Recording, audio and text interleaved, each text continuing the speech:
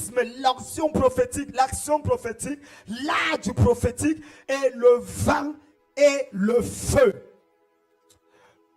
Tout au long de ce programme de formation sur le prophétique, l'une des choses que vous avez certainement appris, c'est que le prophète doit être capable de conjuguer avec les éléments naturels. Il doit être en mesure de traiter avec les éléments naturels afin d'influencer le surnaturel. L'extraordinaire n'est que l'huile de Dieu sur l'ordinaire. Le surnaturel n'est que la présence de Dieu dans le naturel. C'est ce petit extra, cet élément additionnel, cet effort surhumain qui fait en sorte que nous soyons capables d'entrer dans le cercle des héros. Le prophète utilise ce qu'il voit pour décrire ce que les autres ne voient pas. Il est pratiquement impossible d'être un prophète selon Dieu sans maîtriser un certain nombre d'éléments naturels. Et l'un de ces éléments, c'est le vent. L'autre, c'est le feu. Lors de la dernière rencontre, nous avons parlé d'Élise qui monta au ciel dans un char de feu tout autour d'un tourbillon de vent. Et nous avons établi la relation qui existait après avoir posé une base exégétique de cet enlèvement sur la nécessité que les fils ont de posséder l'onction du Père. Nous avons pris le soin de vous rappeler que l'échec de la génération présente n'est pas dû aux erreurs de la génération passée.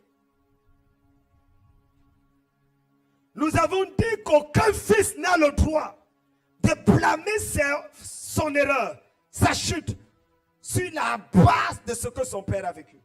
D'ailleurs, dans le journal américain Who is Who, l'un des plus grands journaux Peoples aux États-Unis, il est clairement démontré que 83% des Américains devenus millionnaires en dollars sont des millionnaires de la première génération. Autrement dit, des hommes et des femmes dont les parents étaient pauvres, démunis, rejetés.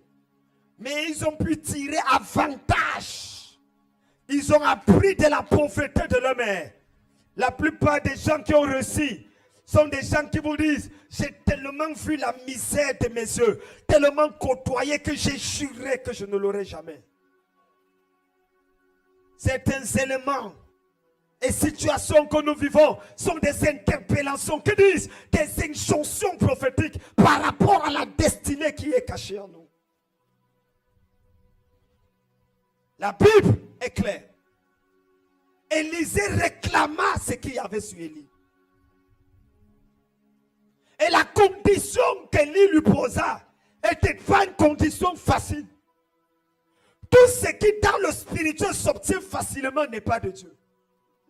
Même le salut était difficile à obtenir. Les choses qui ont de la valeur ont toujours un sacrifice qui les entoure. Écoutez-moi, les plus belles fleurs du jardin, qu'on appelle les roses, sont toujours entourées des épines. Méfie-toi d'une rose qui n'a pas d'épines. Il se peut que ce soit un poison.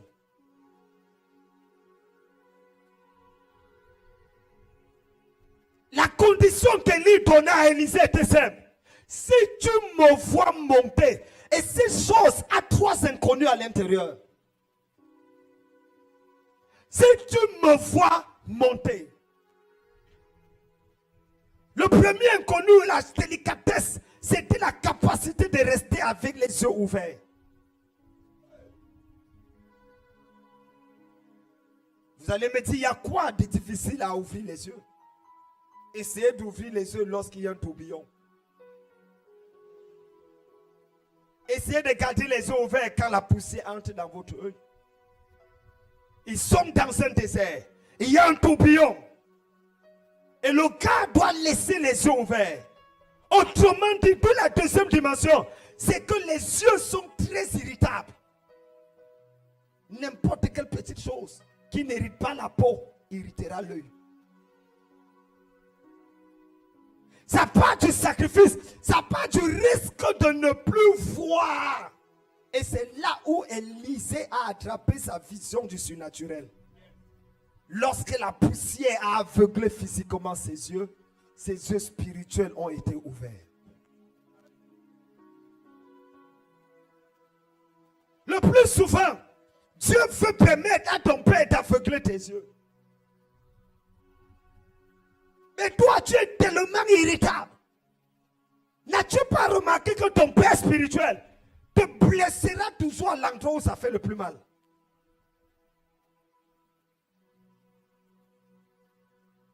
C'est comme si avec toi, il est plus méchant qu'avec les autres. Plus dur qu'avec les autres. Plus intransigeant qu'avec les autres. Pourquoi? Pourquoi il doit toujours te faire pleurer? Il faut que tes yeux soient fermés physiquement pour que les yeux spirituels soient ouverts. La dimension du sacrifice. Et l'autre, c'est la dimension de la concentration.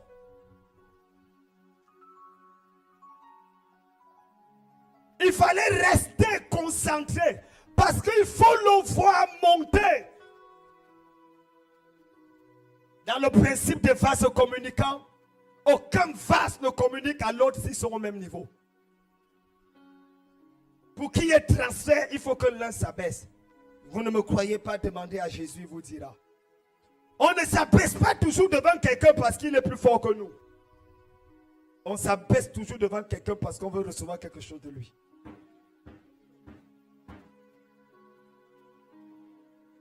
On ne s'abaisse pas toujours devant quelqu'un parce qu'il est plus loin, plus spirituel, plus saint que nous.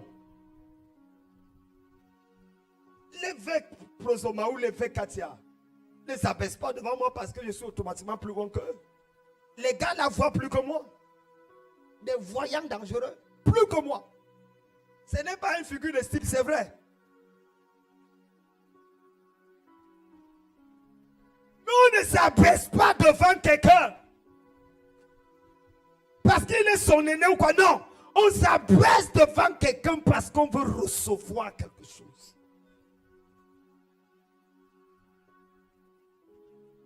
Si tu me vois monter, tu cesses de recevoir de ton père, de ton leader, quand tu ne le vois plus au-dessus de toi.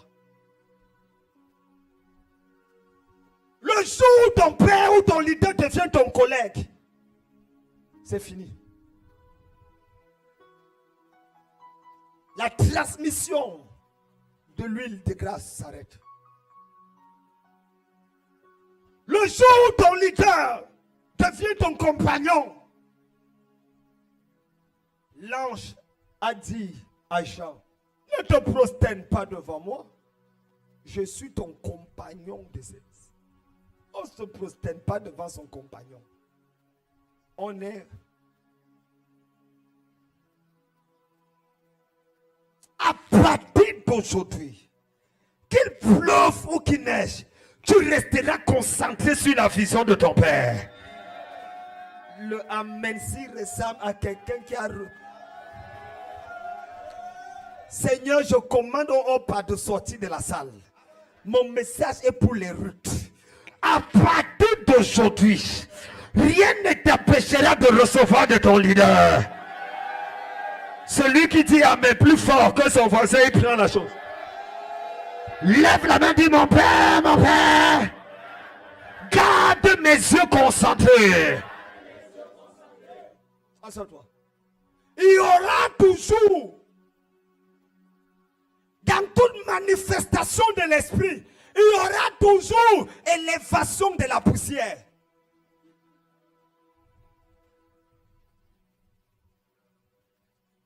Dans tout agissement de l'esprit, il y aura toujours une œuvre de la poussière. Quelque chose qui n'est pas bon à voir. Quelque chose qui est blessant. Quelque chose qui ne ressemble pas à Dieu.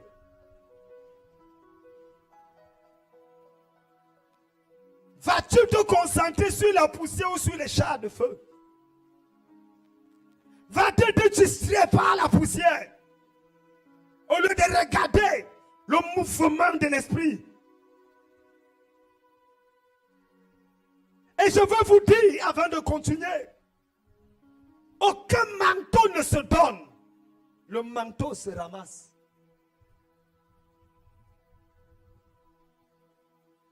Élisée ramassa le manteau qu'Élie avait laissé tomber.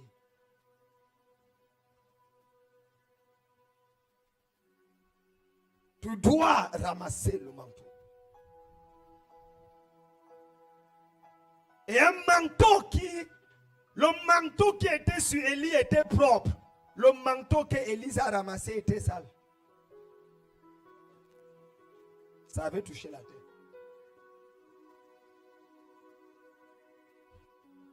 Ton père ne te donnera jamais un manteau propre.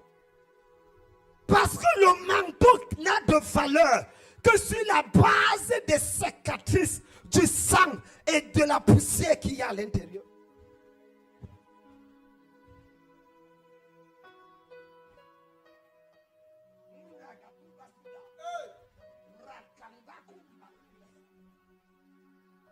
Le manteau de Joseph n'a parlé que parce que c'était saignant.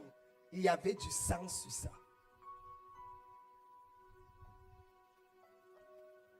Qui veut porter, même quand la femme est dans ses propres périodes, et c'est son propre sang, elle fait tout pour aller. Imagine le sang des animaux sur ton habit. Vous voulez les manteaux propres? Est-ce que vous savez même quand Élisée a commencé à suivre Élie, quand il y avait un mandat d'arrêt international sur Élie, depuis le tribunal international de Jérusalem, palais royal, décret était sorti, recherché mort ou vif, cause, nom, Élie, identité, il est de Tishbite. Qu'est-ce qu'il a fait? Génocide, jamais vu. 400 humains égorgés en une journée. Il a tué les humains comme des bétails. Mon ami, on dit qu'il a tué 400 personnes. Toi-même, tu vas suivre cet homme. Mandat d'arrêt international. Rechercher mort ou vif. Ce n'est pas qu'on va vérifier s'il a tué. Voilà, il y a les preuves. Il a tué, on a filmé. Mais voilà un gars qu'Élie va suivre. Un jour, quelqu'un dit à ma fille, ah, mais tu suis le bishop là. Tu n'as pas appris tout ce qu'on dit. C'est un bandit. Il dit, moi aussi, je suis un bandit. Donc, entre nous, les bandits, on va se comprendre.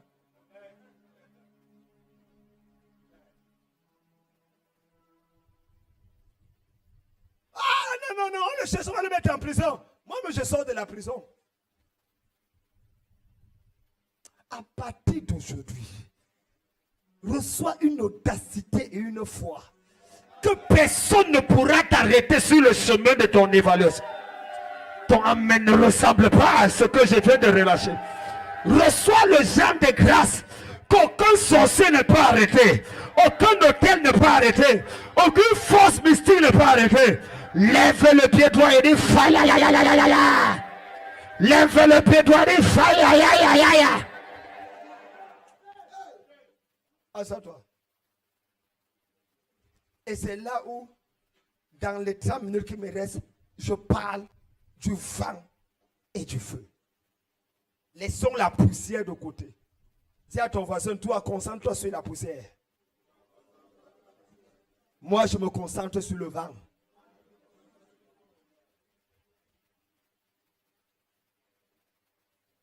Il y aura toujours quelque chose entre le vent, la poussière et le feu. Quand Dieu a fait l'homme, il a placé l'homme. Qu'est-ce qu'il a fait? Il a mis l'homme de la poussière, il a fait. Et il a soufflé le vent. Roi. Et l'homme est devenu. Même lorsque Dieu va chasser l'homme du jardin d'Éden, il va mettre qui? 2 chérubins qui agitaient une épée flamboyante. Quelqu'un n'a pas compris la dimension. Qui agitait une épée flamboyante, agitait le vent, épée flamboyante, le feu. Le vent et le feu. Le psaume 104, verset 4, est un psaume écrit par un homme exceptionnel appelé David. Le seul croyant de l'Ancien Testament qui a vécu avec les normes du Nouveau Testament. Le premier être humain de qui Dieu est tombé littéralement amoureux. Alors que presque nous tous, nous sommes la fiancée de Dieu. Dieu semblait être la fiancée de David.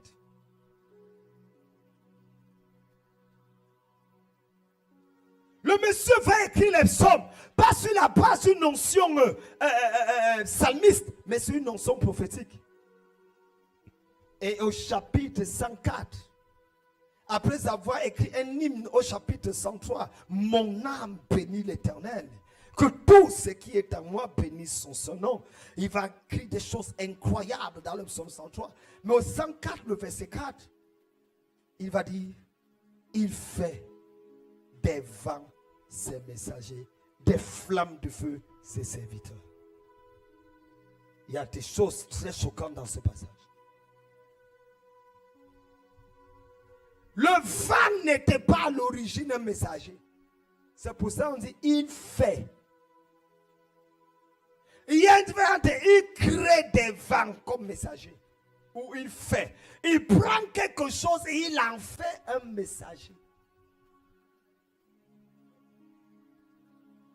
Le processus de la formation, de la fabrication, est parfois plus important que le processus de la création. Dieu créa l'homme et Dieu fit l'homme. C'est 2 concepts différents. Ésaïe dira, car un enfant nous est né, mais un fils nous est donné. Le premier est un effet de création naturelle. Le deuxième est une formation. Uos, un enfant technon, produit d'une gamène mâle et d'une gamène femelle. Mais un fils est donné, Uos, produit d'une formation. On ne naît pas fils, on devient fils.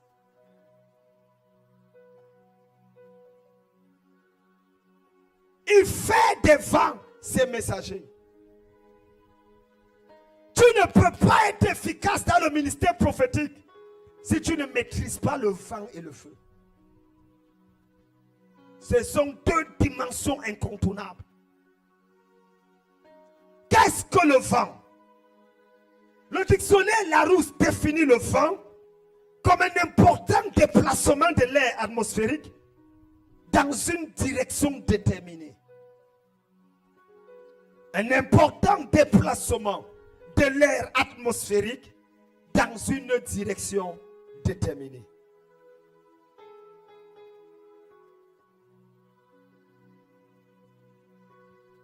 Elle définit le vent comme le produit d'une augmentation ou diminution de la densité de l'air dans une région.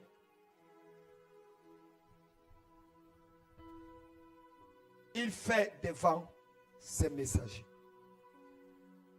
Qu'est-ce qu'un messager? Le messager est un porteur d'un message. Le messager ne se définit pas par sa corpulence et son éloquence. Le messager ne se définit pas par sa hardiesse, sa richesse. Le messager se définit par le message qu'il porte. Il fait devant ses messagers. D'après les Saintes Écritures, le vent a un poids réglé par Dieu. Job, chapitre 28, le verset 25. Le vent a un poids réglé par Dieu. Job 28, verset 25. Et Dieu les commande comme il veut. Car il régla le poids du vent et qu'il fixa la mesure des eaux. Dieu les commande. Jérémie 51, verset 1.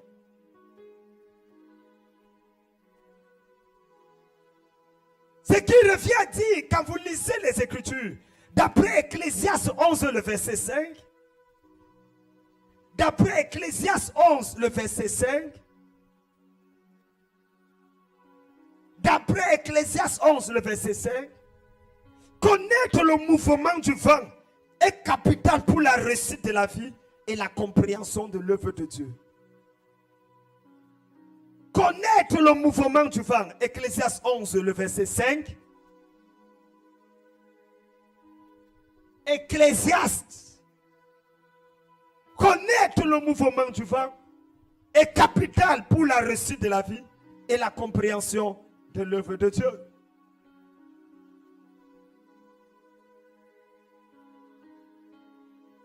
La Bible dit que Dieu s'avance sur les ailes du vent. Et il va jusqu'à donner des noms et des missions au vent. Acte 27, verset 14. Il donne des noms. J'ai dit, Dieu s'avance sur les ailes du vent. Psaume 104, verset 3. Dieu se déplace sur les ailes du vent. Psaume 104, verset 3. Et il va jusqu'à donner des noms et des missions au vent. Acte 27, verset 14. Qu'est-ce que le vent? Cette chose. 1. Et puis on parle du feu. Qu'est-ce que le vent? 1. Le vent est un instrument de guerre spirituelle. Le vent est un instrument de guerre spirituelle. Dans Exode 10, le verset 13 et le verset 19, la Bible dit que Dieu fit souffler un vent de l'est. 2. Le vent crée des percées là où il y a des obstacles. Exode 14, 21 à 22. Le vent crée des percées là où il y a des obstacles. Exode 14, 21 à 22. Numéro 3. Le vent apporte la provision dans le désert. Nombre 11, 31. Le vent apporte la provision dans le désert. Nombre 11, verset 31. C'est Dieu qui a soufflé le vent et les cailles sont venues. Est-ce que tu traverses un désert? L'Éternel fit souffler de la mer un vent qui amena les cailles et les répandit sur le camp. Lorsque tu traverses le désert, deux personnes sont dans le même désert. Pendant que l'un pleure, l'autre rit. Ça dépend du mouvement du vent. Le vent apporte la provision dans le désert. Numéro 4. Le vent te repositionne dans ta destinée. Le vent te repositionne dans ta destinée. Job 1, verset 4. Numéro 5. Le vent est l'avion de Dieu. Le vent est l'avion de Dieu. L'avion de Dieu s'appelle un vent. Psaume 104, verset 3.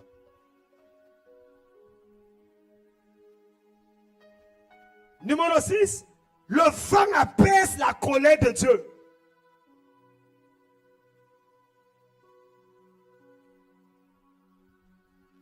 Il forme avec les eaux le fait de sa demeure. Il prend les nuées pour son char et il s'avance sur les ailes du vent. Numéro 6. Le vent apaise la colère de Dieu. Dans Genèse 8, le verset 1, l'Éternel Dieu fit souffler un vent et les eaux s'apaisèrent. Numéro 7, enfin, le vent déchire ce que la foi déplace.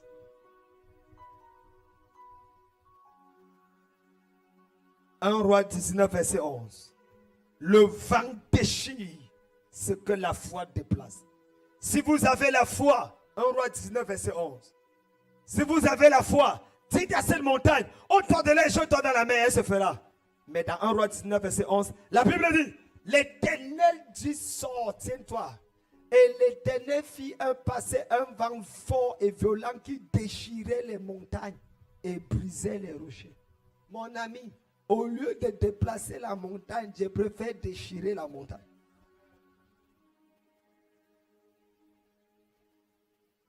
Un prophète qui utilise les vents déchire les problèmes. Il ne déplace pas les problèmes. Tu déplaces, tu vas trouver ça sur le chemin. Tu déchiquettes les choses. Et c'est fini. Clôturons avec la dimension du feu. C'est quoi la dimension du feu? Numéro 1. La dimension du feu est l'atmosphère où Dieu se sent à l'aise et se manifeste avec puissance. C'est l'atmosphère où Dieu se sent à l'aise et se manifeste avec puissance. Lorsque Dieu décida d'apparaître à Moïse, dans Exode chapitre 3, le verset 2, la Bible dit l'Éternel lui apparut dans les flammes de feu. Et dans Hébreux 12, le verset 29, notre Dieu est un feu dévorant. Numéro 2. La bataille des familles et des descendances est une bataille de feu. Abdias 1, verset 18. La bataille des familles et des descendances est une bataille de feu. Abdias 1, verset 18. La maison de Jacob sera un feu et la maison de Joseph une flamme. Mais la maison d'Ésaïe sera du chaume qu'elles allumeront et consumeront. Et il ne restera rien de la maison d'Ésaïe car l'Éternel a parlé. En fin de compte, la bataille des générations, c'est une bataille de feu. Les autels de ta famille, les esprits familiers, c'est le feu. Numéro 3. La réponse souveraine de Dieu. La réponse finale de Dieu. Elle sera toujours faite par le feu.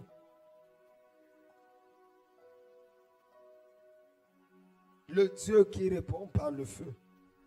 1 Roi 18, verset 24. Quatrième point.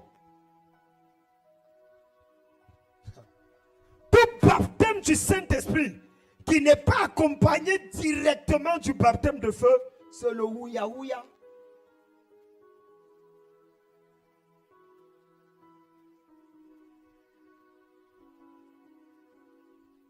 C'est la détonation sans explosion. Tout baptême du Saint-Esprit qui n'est pas directement accompagné de baptême de feu, c'est la détonation sans explosion. Boum, mais il n'y a pas d'explosion.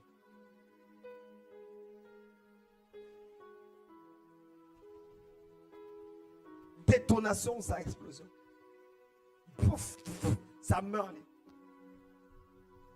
Ça meurt. Dans Matthieu 3, verset 11, il dit, il vous baptisera du Saint-Esprit et de feu. Pas où? Et conjonction de coordination.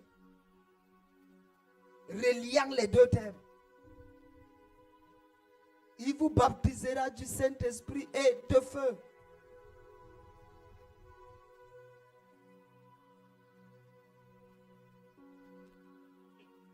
Un pasteur numéro 5 qui ne sait pas manipuler le feu est une pastèque. Un pasteur qui ne sait pas manipuler le feu est une pastèque.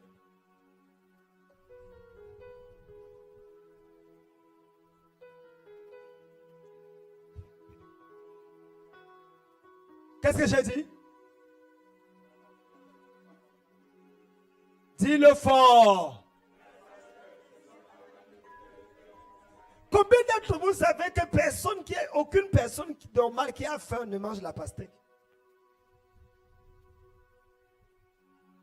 Quand tu as faim, tu ne manges pas la pastèque. C'est quand tu es rassasié que tu prends la pastèque. Oh, quelqu'un n'a pas compris. Ce n'est qu'un complément.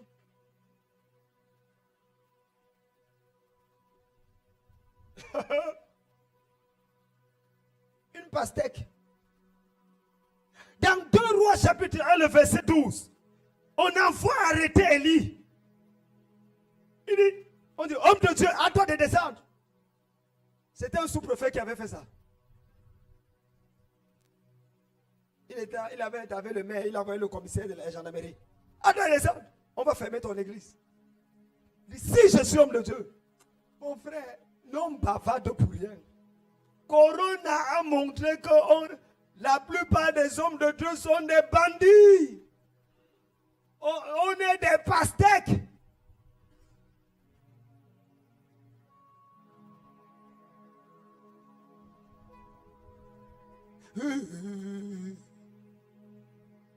Tremblant devant n'importe quoi. Si je suis homme de Dieu, que le feu descende. Pourquoi on ne dit plus ça? Parce qu'on sait qu'on ne l'est pas. Mon frère, quelqu'un a dit, si je suis homme de Dieu, que le feu descende, c'est la pluie qui est descendue plus tôt. On va faire comment?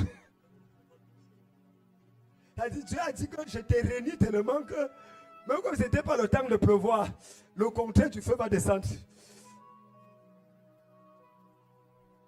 Ah, quand on prêche ça, les gens disent, oh, vous prêchez que si Élie le feu d'Azir a tué, est-ce qu'alors, c'était l'Ancien Testament, est-ce qu'alors, on doit passer nos vies à manipuler le feu? Mais les gens racontent des histoires. Un jour, Jésus arrive quelque part, dans une bourgade. On ne veut pas le recevoir. 2 de ses disciples disent, Maître, veux-tu que nous commandons le feu de descendre du ciel et de les consumer? Jésus n'a pas dit, vous avez appris ça où? Jésus n'a pas dit, hey, c'est quelle sorcellerie ça? Jésus a dit non, l'esprit là n'est pas bon. Je ne suis pas venu perdre les gens. Maintenant, pour que 2 disciples de Jésus disaient ça, ça veut dire qu'ils avaient fait les essais en privé. Ils avaient l'habitude de faire ça. À un moment, quand Jésus était quelque part, les gars, Jean et Jacques et les autres se retrouvent. Il dit, gars, essayons voir. Fire! Et le feu descend. Et on dit que ta paix est petit. Les gars, ma part. C'est le gros feu de Sangoku qui paraît. Il dit non, Sangoku est petit, il faut Sangowan. Tu vois comment piètre. Zoom. La kuntin tum tum tum. Les gars avaient essayé, ça marchait. Donc ils ont dit à Jésus, il n'a pas dit à Jésus, fais descendre le feu pour les consumer. Il dit, mais laisse, nous on s'est entraîné. On s'est tellement entraîné qu'on connaît déjà comment ça marche. Dis seulement oui. Tu vas comprendre que nous-mêmes là on ne dort plus.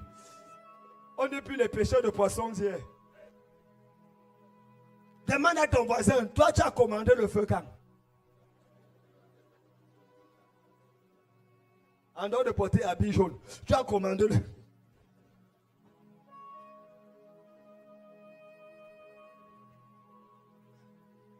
Numéro 6. Dieu ne voulait pas de feu étranger dans sa maison. Nombre 3, verset 4.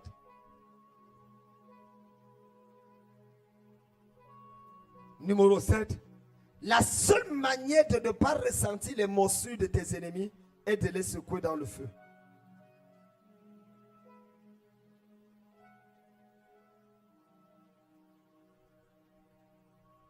La seule manière de ne pas ressentir les morsures de tes ennemis est de les secouer dans le feu. Les gens m'ont dit, Bishop, papa, homme de Dieu, général, comment avec tout ce qu'on dit de toi, tu es toujours en forme? Toutes les attaques contre ta vie, tu es toujours en clair. Tu es toujours Jensen. Je réponds simplement, ce n'est pas qu'ils ne me mordent pas, mais c'est que quand on me mord, je secoue dans le feu. Quand la vipère a mordu Paul, Paul a secoué dans le feu et il n'a rien ressenti. S'il n'avait pas secoué dans le feu, il aurait ressenti.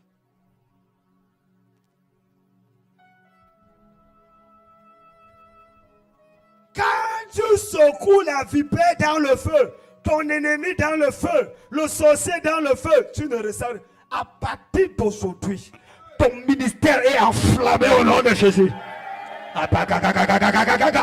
Ton diplôme est enflammé au nom de Jésus. Ton mariage est enflammé au nom de Jésus. Tes affaires sont enflammées au nom de Jésus. Dis amen fort. Et tu...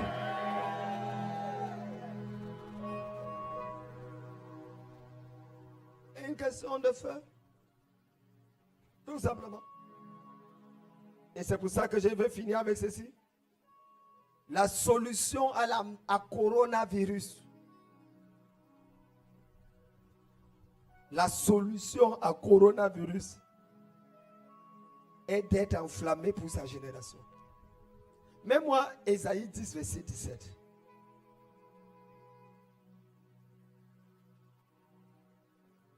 Ésaïe 10, verset 17.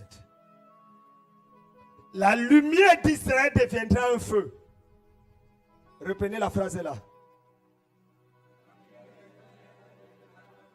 Tant que ta lumière ne devient pas un feu, il y a dimension lumière, il y a dimension feu. Ta parole est une lumière sur mon centre, une lampe à mes pieds. Mais là, le but de la lumière, c'est d'éclairer.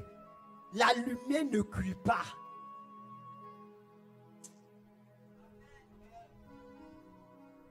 La lumière d'Israël deviendra. Plusieurs chrétiens fonctionnent sur le cycle de lumière. Très peu fonctionnent sous le signe du feu et de la flamme. Remets-moi le passage. La lumière d'Israël deviendra un feu. Et son sang une flamme. Et son prophète une flamme. Et son envoyé une flamme.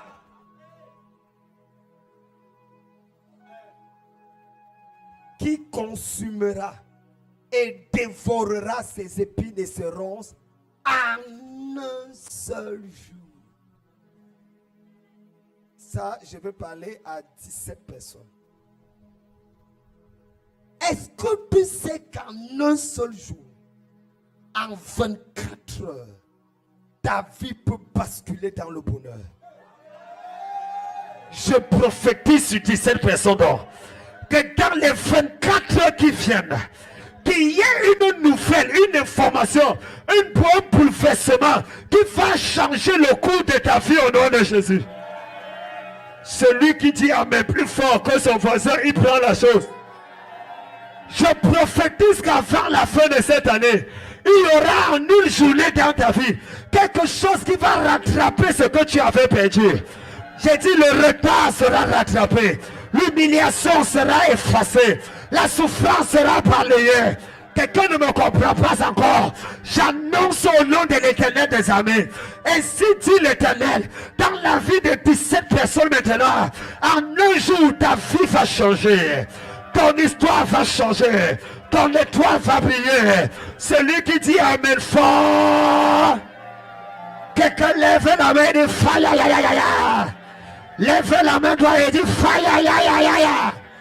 Dis en un jour. Dis en un jour. Tout va changer. Et il dit, en un jour, tout va changer.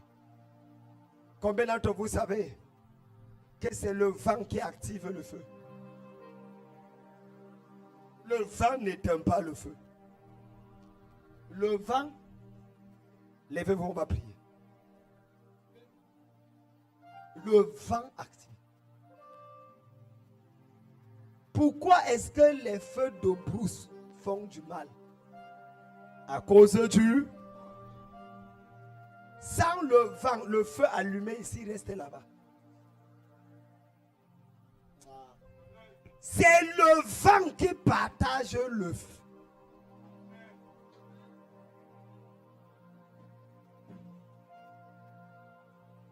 C'est le vent qui partage le feu.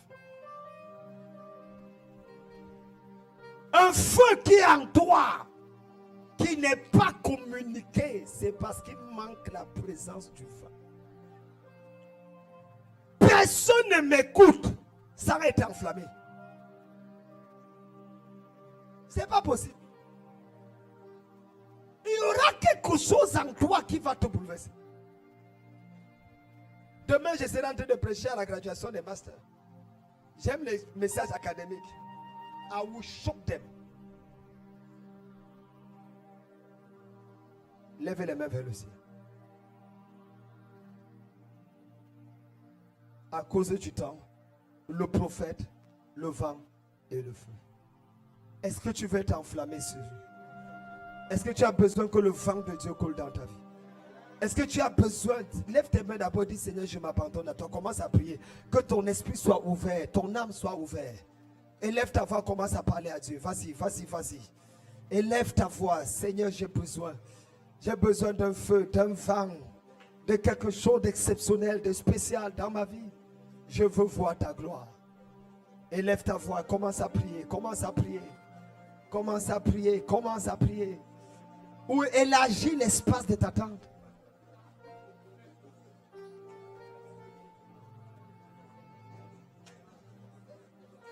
Au nom de Jésus. Maintenant, nous allons prier en frappant les mains. 1 minute. Tu vas demander à Dieu d'allumer un feu en toi. Et que le vent répande ce feu partout où tu pars. Tu as 2 minutes de prière. Élève la voix.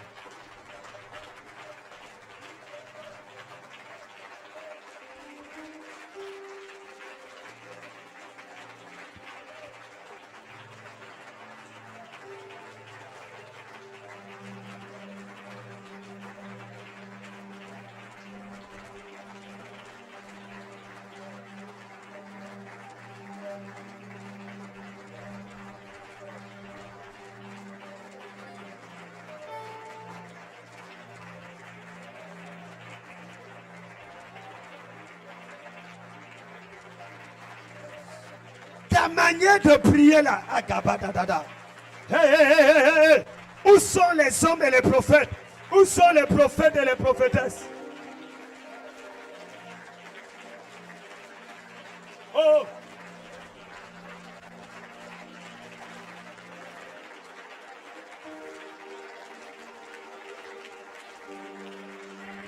Non, non, je ne vois pas le feu sortir. Je ne vois pas le feu sortir de tes mains, sortir de ta bouche. Tu es un prophète et une prophétesse, un homme et une femme de Dieu.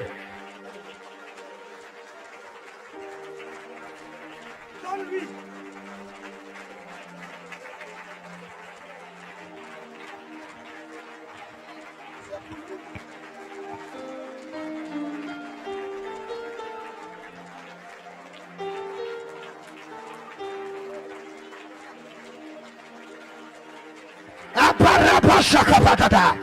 Je libère le feu dans tes reins. Je libère le feu dans tes reins. Dans tes reins, dans tes reins. Je libère le feu. L'onction d'accélération. L'onction de rapidité. L'onction d'un ministère qui évolue. My God, quelque chose se passe. Quelque chose se passe. Le feu dans ta tête. La révélation de la parole. La révélation des Écritures, l'exposition de la Réma, le feu dans la tête, Le feu dans la tête.